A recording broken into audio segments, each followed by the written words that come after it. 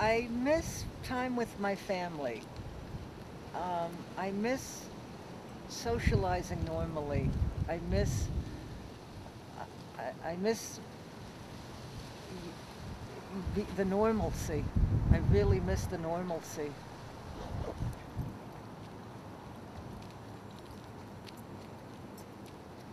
My name's Jennifer. I'm in Prospect Park, and I'm from Park Slope, Brooklyn, although I grew up in Connecticut and went to school in Massachusetts, and then spent around 13 or 14 years here in New York. I worked for the New York City Fire Department as an emergency medical technician, although I'm trained as a paramedic. I worked as an EMT for around 7 years, and then I spent another year being sick, waiting to get better, which didn't happen. And then they, kind of give you something called a Section 71, where they essentially fire you for being medically unable to perform your job duties. I have multiple chemical sensitivity. I have reactive airway disease, um, and some other dermatological problems. But it's basically describes people that are sensitive to various products, although really not that many chemicals actually. I think it's really pesticides and petroleum products, solvents, synthetics, and there tends to be a lot of allergies. Then you spend so much time avoiding perfumes and pesticides to the point where it just dominates your life. I'm afraid of people on the sidewalk that are well dressed and fashion forward. I'm afraid to hold the door for people.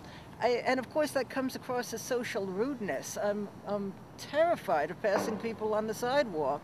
I'm terrified of being confined with people that are wearing fragrance because, I've gotten a bad allergic reaction. I don't know when I first realized I had MCS. I remember when I first realized I had a real problem.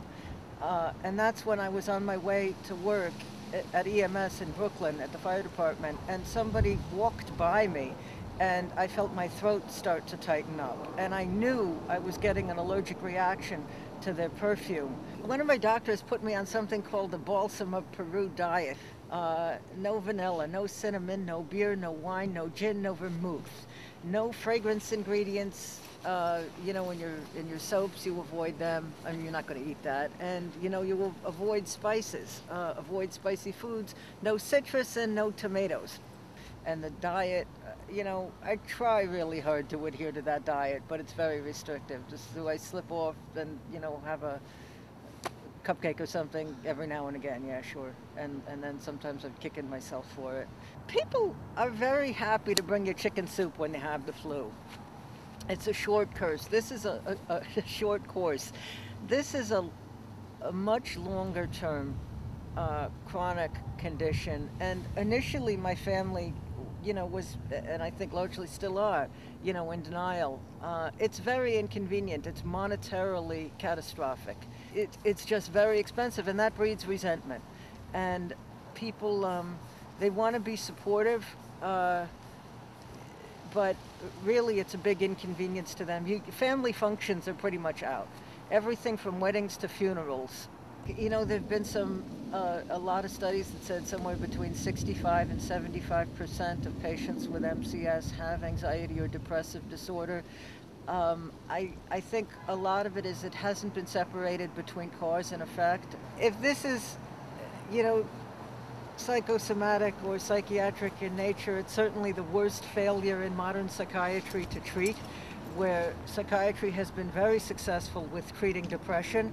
It's been very successful with treating anxiety and schizophrenia and bipolar disorder through medication. And yet there's no medication to treat this.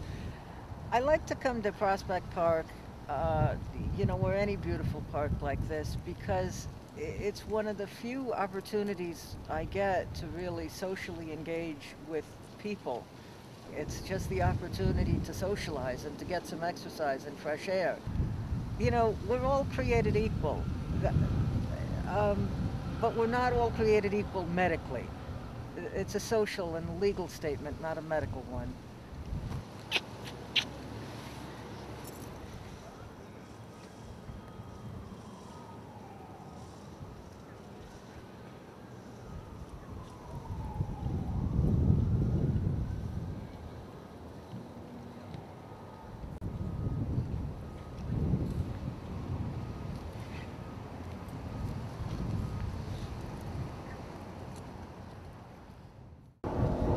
should wait for you to say time out, shouldn't I? I always wanted to be a director. I'm sorry.